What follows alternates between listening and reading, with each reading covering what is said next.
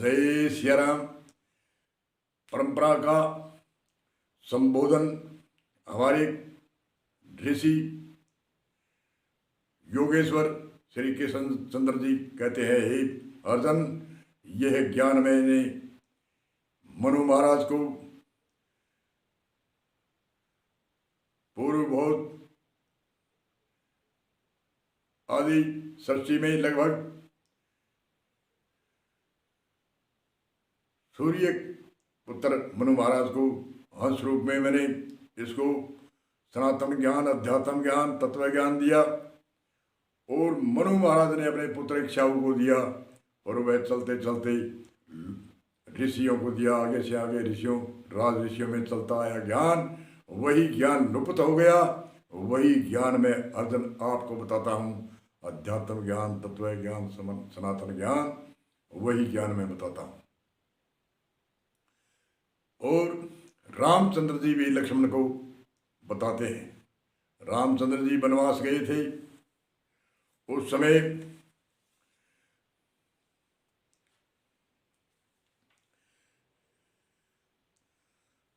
रामचंद्र जी वनवास में गए और लक्ष्मण साथ में था।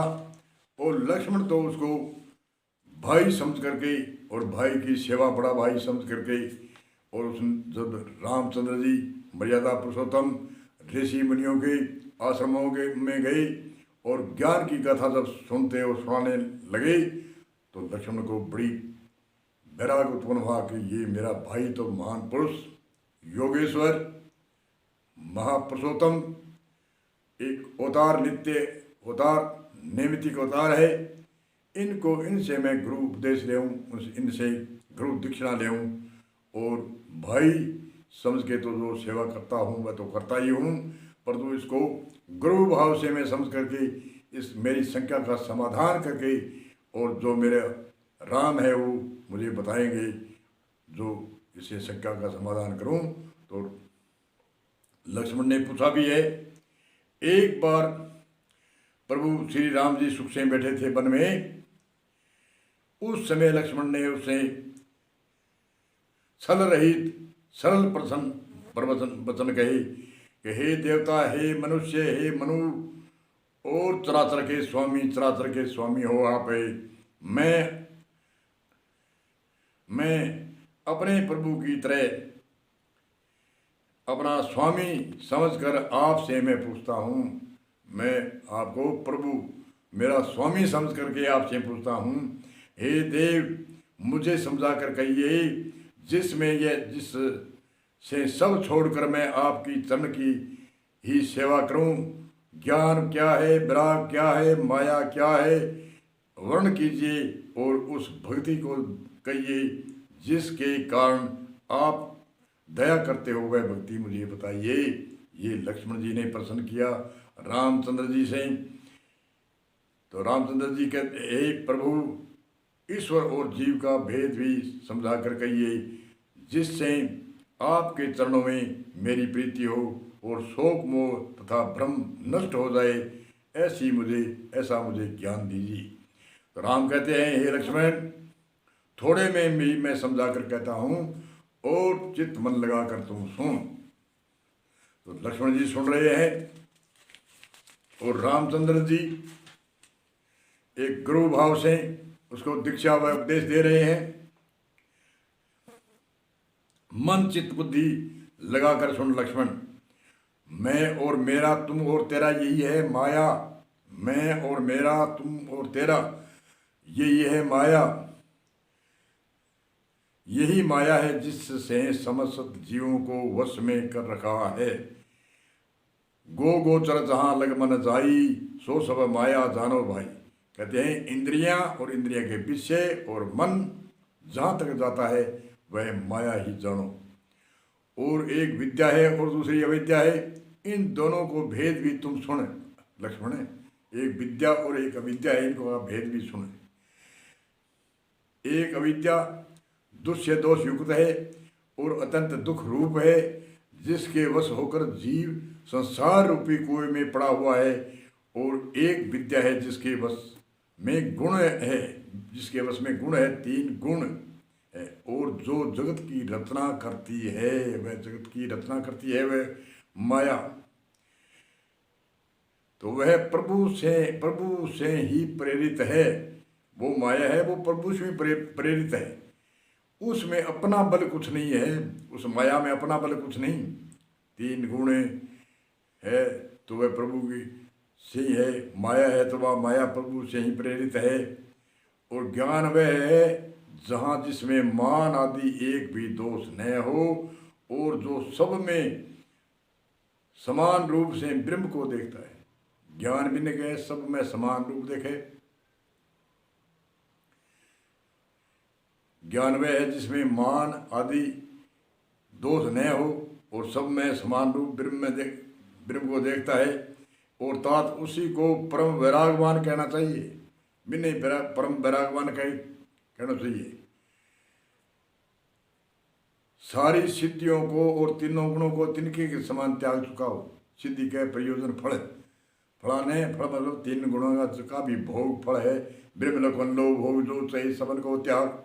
वेद अर्थ ज्ञाता मुनि लिखे कहत तही मेरा। और एक संत के ब्रह्मादि का भोग अनित्य त्यागो लख विकारी, इन तीनों गुणों का भोग है शिव प्राण हो। अनेक संतों की वाणी में यही बात है। और सुने जिसमें मान न हो, 18 दोष गिनावे। दम न हो, हिंसा न हो, क्षमा रहित हो, टेढ़ापन, आचार्य की सेवा का अभाव, अपवित्रता, अस्थिरता, मन का निग्रह न होना, इंद्रियों के विषय में आसक्ति रहना, अहंकार, जन्म मृत्यु, जरा व्याधि में, जगत में सब बुद्धि, स्त्री पुरुष, घर आदि में आसक्ति रहना, ममता, इष्ट और अनिष्ट प्रापित में हर्ष शोक, भक्ति का अभाव, एकांत में मन न लगना, विषय मनुष्यों के संग में प्रेम, ये 18 न हो। और नित्य अध्यात्म आत्म में स्थित तथा तत्व ज्ञान के अर्थ तत्व के ज्ञान द्वारा जानने योग्य परमात्मा का नित्य दर्शन हो, वही ज्ञान कहलाता है। लक्ष्मण यह कहते हैं ये 18 न हो, नित्य अध्यात्म आत्म में स्थिति तथा तत्व ज्ञान के अर्थ तत्व ज्ञान के द्वारा जानने योग्य परमात्मा का नित्य दर्शन हो, वही ज्ञान कहलाता है। देखिए गीता में 13, 7 और 11 में, 13, 7, 11 में देखो यही गीता में कहते हैं। इसलिए महान पुरुषोत्तार मानते हैं, महान पुरुष जैसे कृष्ण जी, रामचंद्र जी आदि है, उन्होंने अध्यात्म ज्ञान तत्व ज्ञान ये बताया है। ये आयरन कांड में है। ये कोई महान पुरुष आयरन कांड रामायण की में एक आयरन कांड में ये चर्चा कही गई है। परंतु आज के कथावाचक यथार्थ ज्ञान को ऐसे टाल मड़ोल देते हैं, नाटक चाटक ताम झूम आदि आदि करके लोगों को भ्रमित करते हैं।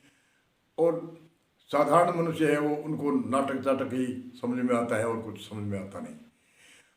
और ये समझ में वो समझाने वाला आज ऐसा वैज्ञानिक युग है जिसमें बड़ी बड़ी सुविधा है, अनेक तरह की सुविधा है। इसमें तो समझाना बहुत आसान है। जो ऋषि मुनि त्याग तपस्या करेगी वन में, जिसे झुकी झोपड़ी के अंदर जिन्होंने सैकड़ों इतिहास लिखे और सैकड़े उस समय पैदल चल के अपने सम्मेलन करते थे। संतों का सम्मेलन, भक्तों का सम्मेलन, 88,000 ऋषि, 70 ऋषि, अनेक ऋषि ऐसे हुए जिन्होंने समाज के लिए, देश के लिए, कल्याण के लिए, राष्ट्र के लिए अपना तन मन कुर्बान कर दिया। और आज अपनी व्यवस्थाई और अपने पैसे कमाने के लालच में 70% ऐसे है जो कथा से गुमराह करते हैं, नाटक चाटक ताम झूम यथार्थ ज्ञान से वंचित रहते हैं, उपदेश परीक्षा और लक्ष्य से वंचित रहते हैं, घट रामायण को नहीं बताते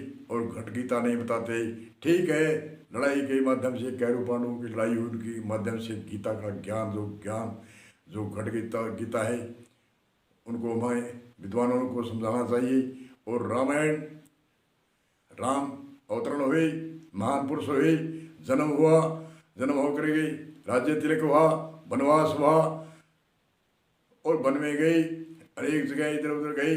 उनकी गाथा एक बारी कहो ठीक है, मर्यादा पुरुषोत्तम है, मर्यादा की हमारे समाज को शिक्षा देनी चाहिए, समाज को देनी चाहिए, परिवार को देनी चाहिए, देश को देनी चाहिए। परंतु वो एक एक रट लगा करके जो अध्यात्म ज्ञान है, आत्म ज्ञान है, जो घट रामायण का ज्ञान है, जो घट गीता का ज्ञान है, उनको आजकल के विद्वान उनसे वंचित रहते हैं। उनको नाटक चाटक ताम झूम नाच गाने आदि में उसको अस्त व्यस्त कर देते हैं। ऐसे हमारे देश में हो रहा है। इसको कितनी सुविधा है आज, जो ऋषि मुनि पुराने समय में त्याग तपस्या करके, जिन्होंने झुग्गी झोंपड़ी में रह करके, जिन्होंने पहाड़ों की कंदरा में रह करके, जिन्हें सर्दी गर्मी बरसात आदि की सहन करके, जिन ऋषि मुनियों ने, अनेक ऋषि मुनियों ने सम्मेलन करके, हजारों हजारों ऋषि मुनियों ने सम्मेलन किया था। पहले पिछले सूत्र में बताया था, रामानंद आचार्य जी ने 52 बढ़िया एक ज्ञान चेतना यात्रा काटी थी, निकाली थी। उसमें कोई एक दो आदमी नहीं थे, लाखों आदमियों को जत्था चलता था, उसकी व्यवस्था होती थी। उनमें ज्ञान चेतना में, अध्यात्म में और नाटक चाटक आदि ताम झाम नहीं थे। उनको हमारे समाज को शिक्षा से, हमारे देश को पाखंडियों से उत्थान करने के लिए रामानंद जी ने 52 बढ़िया ज्ञान चेतना यात्रा काढ़ी निकाली।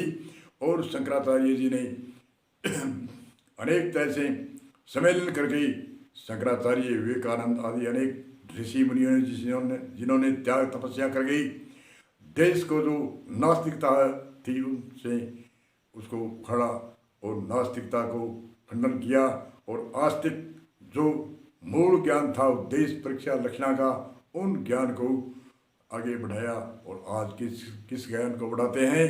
नाटक चाटक ताम झूम सांग पाल्ट। क्योंकि आजकल वैज्ञानिक युग में अनेक तरह के वस्त्र, जो वेशभूषा बनाते हैं, जो कल्पना करते हैं वैसा ही वेशभूषा बना करके नाटक चाटक दिखा देते हैं। और उनसे दुनिया मोहित होती है और उनसे पैसे की एक बौछार होती है।